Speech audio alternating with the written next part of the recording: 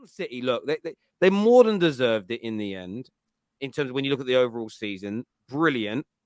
5 in 7 years is some going, because you're now looking at this City team as they're in the same breath domestically as Man United's team in the 90s, that dominant side, and then sort of the Shankly and Paisley teams. Like, they move into that, like, and I know, like what you're saying there, people are the greatest team ever, and some people will crown them that, but they're certainly in the top 2, top 3 English football teams of all time, in my opinion. Now, I don't know what sort of the rest of the panel think on that, but this City team is something special. It pains me to say it, but you can't win that many Prems in 7 years and not be looked at as one of the best English football sides ever. It's impossible, surely. I think when people talk about the stars that they've had, it's like, oh, well, they've got all this money and then they could go out and get De Bruyne and these men and that. But you've got to look at all other players that have also stepped up this season and have had a damn good season. Like, how many fans were taking the mick out of City saying about the sign of Nathan Ake a couple of years ago? He's been instrumental this year. Rico Lewis has come in and done what he's needed to do in whatever position he's been asked to play in, and has been doing that job perfectly. Players that have been on the periphery a little bit. She's doing that on purpose, by the way. The players that have been on the periphery, like Gundo, and then he's come up chops towards the end of the season. You know, like, you still have to get these players to play, and I think City just, you just got to tip your hat to them. No matter what is thrown in front of them, they're able to overcome it. Look, when Liverpool were pushing, and Liverpool and Man City still found a way to overcome that. They're a phenomenon. They really are. I can only speak about the time that I lived, which is probably I watch football regularly since 98 or something, or 97. You're older than that, Mo. There was no European football back then when I lived in Saudi Arabia. But basically, this Man City team has surpassed all the expectations since the takeover happened. Nobody expected them to be that dominant. Nobody expected them to be that good at this time in just 12, 13 years or something since the takeover, to be that good. They are very good. The dominance that they showed is something that only Man United in my lifetime showed before, which is something that we have to, even Arsenal at their best time, they won 3 league titles, 98, 2002, and 2004 under Arsene Wenger, that people claim changed football. I don't think he did. I think Pep Guardiola changed football. Everybody sees that. Everybody sees what the level you have to be to win titles now. Arsene Wenger didn't do this. I think Pep Guardiola, there's a famous Egyptian player called Abu Treka. He's one of the African players that won African Cup of Nations with Egypt. He said Pep Guardiola is the Messi of coaches. If Alex Ferguson is the Cristiano Ronaldo working with what he has, Pep Guardiola is the Messi. What means is that he is the superstar of this team. He is someone that you look to aspire to be like. And it's just something that is astonishing to see this team like this. I don't like it. I don't wish it continues, of course. But it's something that we have to acknowledge, that they have been absolutely magnificent. These guys, Man City, are the definition of snowballing. And the fact that once they broke their duck with the 2012 Aguero moment, they just rolled and rolled and rolled. And the way they even prepared for Pep to come in, it wasn't just Pep come in, okay, now we're bringing all the coaches, now we're bringing all the backroom staff, now we're bringing all the structure that he needs, and now start. They started building that before you got in there. So even the preparation that they had to get to this point right here, you just have to commend. And Pep will go down as number 1 or number 2 greatest managers of all time. Like, he's up there. He's competing. People will say that he's already. Obviously, I won't say that he is, but he's close enough. Man City are they're on course to match Man United's 13 Premier Leagues. Do you know how hard that is? Fergie worked tooth and nail. He sweated blood, he sweated tears, he sweated everything. He juiced out everything that he could get out of Manchester United, including having the Glazer ownership at the time as well. He squeezed everything that he could to get to that 13. And Man City, they're looking to match that and surpass that. But you got time-wise, they're not even that far behind. It was 13 in 20 years. Now, since City got their money, sort of summer of 09. 09, 08, yeah. You're looking at 14 years. So, and they won their first title 11 years ago. So, you actually deep it in 9 years' time, from when they won their first title, not from when the money came in. In 9 years' time, it's very conceivable if nobody catches or overtakes them, or they drop off, they could win 6. If they maintain this level, they're winning 6 more in the next 9 years. They're going to match it because and that's over the same time period. Like sometimes it's like Fergie wasn't here 100 years; he was here like he was in the Premier League 20 years. And this brilliant City team now, they've been brilliant for like a decade, and they've got better and better and better. And that's why I've been a bit weirded out by other clubs celebrating so much they might become seen as the best team ever, even though they're not the most decorated. I'm sitting there thinking, you guys are sort of sitting there with someone. You're letting the wolf in through the door. They're going to eat you and your kids in a minute because they're going to take over everyone. If they surpass United, it means you've all left in the dust. I don't know what you're celebrating. It's weird to me. It's weird. Yeah, it's well, mad. It's mad I mean, also. Sorry, Jacob. Yeah, no, go on, Nobid.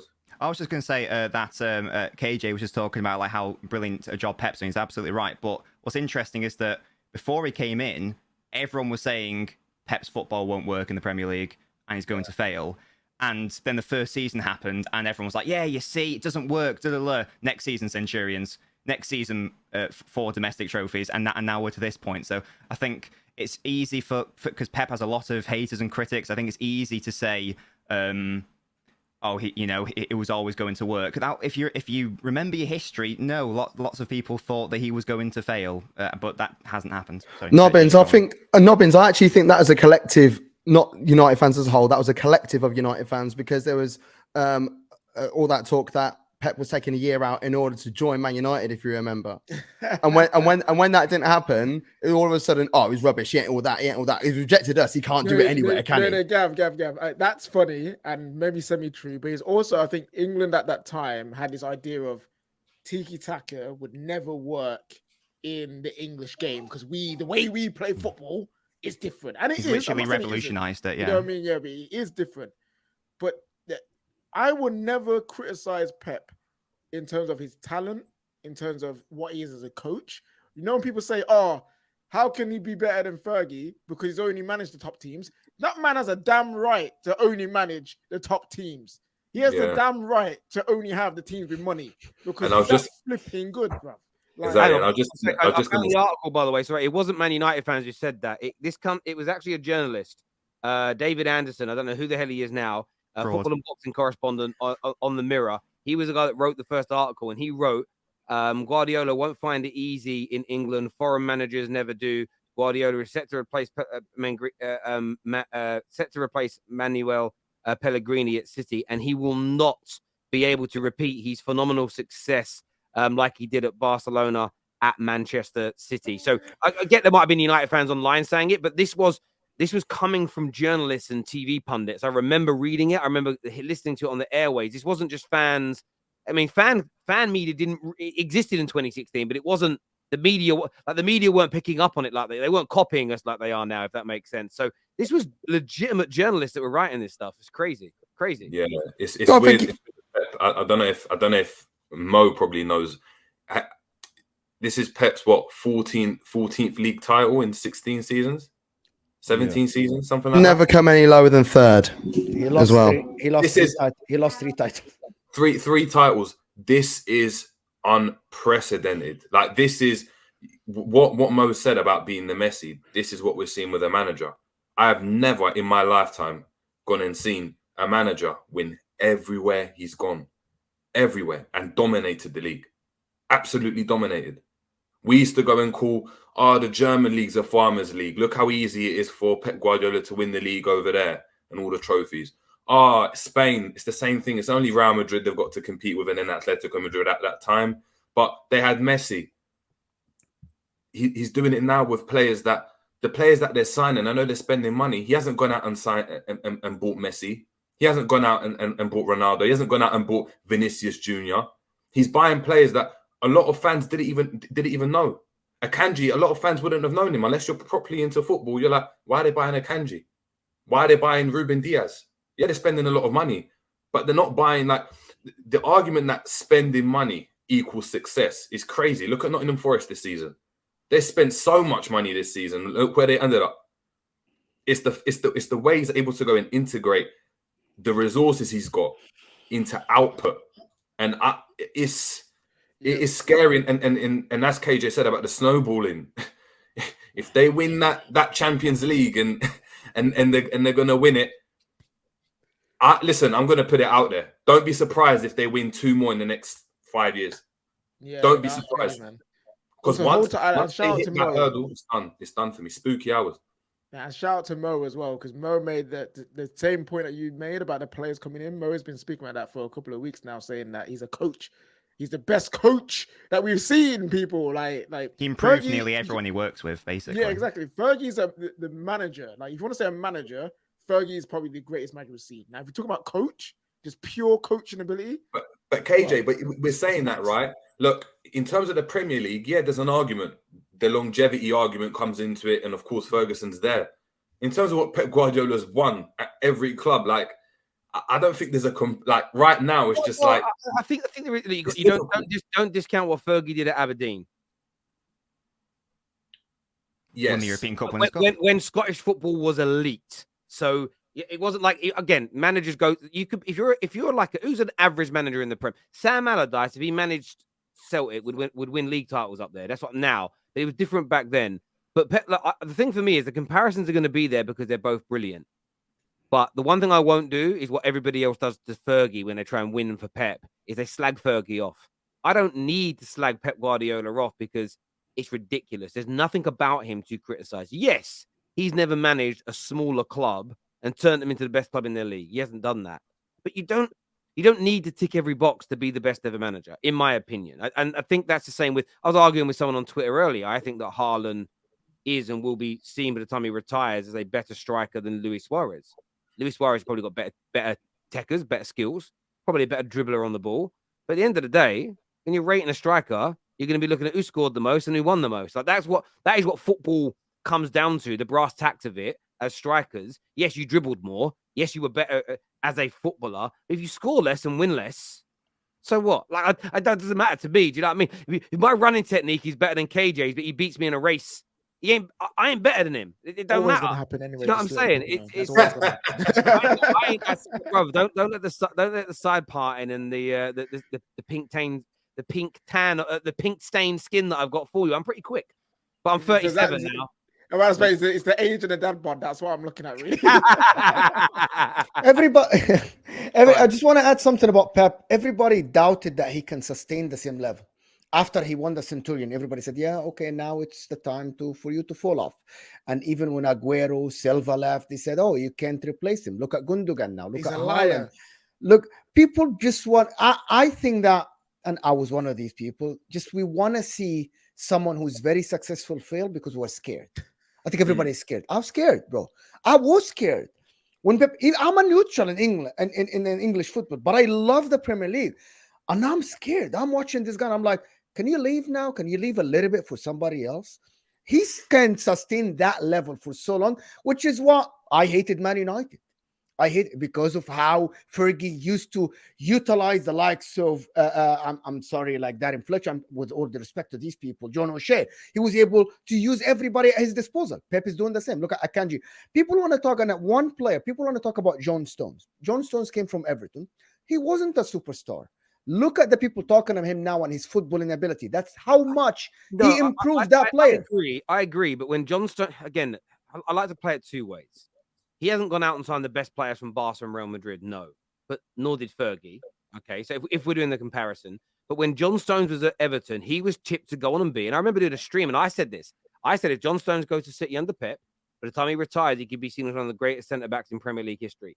And a lot of pundits agreed. So he hasn't just bought obscure players that nobody rated and thought could be brilliant. Because Jack Grealish, everybody knew what he could be. Everybody knew what KDB and Haaland could be. But that shouldn't take anything away from what he's achieved. He's earned his right. And that's why I like to celebrate what Pep, as a football fan, what Pep has achieved in isolation. The comparisons are fun because everyone's got a different preference. The comment here says, Terry, but to use Fergie's Aberdeen as a comparison to Pep is also BS. What Pep has done and achieved is totally different to anything Fergie has done. Exactly. So, but if you're gonna say Pep's the GOAT, by making that claim, you're doing a comparison to people that have been called the GOAT before. So you either don't make the claim or you accept that the comparisons are going to have differences and then it will come down to preference. Some people love what Jose did Inter Milan and Porto. They see it as took a team that was kind of unfancied and turned them into the best in Europe. Some see that as a harder thing to do, and that's absolutely fair. There was another comment there. Someone said, Terry, but most people think City are a small club. We are, aren't we? So Pep has managed a small club. When I say small club, you're talking about the team that maybe doesn't have the biggest budget in their league. You know, City, small by fan numbers globally in comparison, but this notion that you guys are underdogs in a small club, it is wearing a little bit thin with people now. With what you've got, you're not you haven't been an underdog since 2009 when you became the richest football club in the world, my friend. We have some super chats here. First one says the Scottish football was not elite in the 80s. Scottish football was good in the 80s. You go back and look at Scottish football was massive in the late 80s, early 90s. Yeah, it was very, very good indeed. You couldn't play. There was no European football for English clubs, so players were going to Rangers, Celtic. You know, like that's an awful statement. Yeah. He won 11 in 14 seasons as a manager. For context, Jack Grealish cost the same as Inter's entire 11 in their Champions League semi. Sir Alex Ferguson over Pep for now is what Harold says here. Would Pep have won the league with Man United squad? This seems to be the only anti-Guardiola argument that I come across, and sort of like the pro-Mourinho one. It's always a question of hypotheticals. It's always, well, would Guardiola have won the Champions League with Mourinho's Porto in 2004? That's why he's a better manager. I think you've got to have something better than hypotheticals if you want to try to discredit a manager's achievement. I think it's more important to look at what is there rather than the absence of something. But would he though? But would he? Yeah, would he? Yeah. Would he? Answer the question. You're Mo. It's not even about the Man United squad. Would he win the league with the Glazers? That is the question, man. It's a very good question. Yes, Pete, you're on mute, bro. You're on mute. Go on, bro. Speak up. The one thing I was going to say is that I don't agree with that with the Man United statement, because the simple fact of it is, in my opinion, is that Pep Guardiola would have built a better squad than what they've got. Some of their signings have been poor signings. You can tell, I don't support Man City. I'm a Newcastle fan, but you look and observe Pep Guardiola, what he's done at Man City. Every signing is meticulously watched, scouted, and he knows exactly the type of player that he wants to come to his club. So you know that if it had gone to Man United, a lot of those players that are there now and that have been in the past would never have put a Man United shirt on, because he would have never signed those sorts of players. And you can't argue about the Glazers, because Man United have had money to spend. Terry would agree. They've had money to spend, but and we've just talked about it from a Man City perspective, that the likes of Akanji and a number of other players that they've gone out and signed. Other teams could have signed these players for the same amount of money, but they didn't. But this is the difference: is that Man United have had this very similar money to spend over a period of time than Man City, but Pep's done it better. The only difference is, I would say, is this: is when Jose bought a couple of centre backs and he wasn't quite happy, he was told no more centre backs. Where when Pep's made signings and they haven't quite worked, he's been able to go straight out and buy them. Our owners kind of spend money when a new guy comes in. They go big, and then it typically peters out, and they go big again, then peters out. So that's the only caveat in there. But if Pep would have joined us in 2016, he'd have won us a league title. I believe he'd have won us a league title or two. I don't think he would have created the same domestic dominance, but he would have definitely won us something. And I mean, that's why the comparisons are great. You could also throw the opposite. People say, "Oh, Pep's got all this money now; it's easier for him." Like, England weren't even the richest footballing nation. Like, Italy and Spain had more money in the 90s in comparison to the UK. So our teams that were winning things internationally then was a much harder achievement than now when we have the financial monopoly. But that's what the comparisons are for. However, what you don't do is play down what Pep's done, because it's still hard to win 5 Premier Leagues in 7 years, which is a few people saying it's 5 in 6. Well, it's 5 in 7. He's been managing City. Like, it's 5 in 7. We can't ignore the year that he didn't win it, or maybe we can. And then I'll be like, right, Man United have won 1 trophy in 1 year now. We're fucking elite. Let's go for it.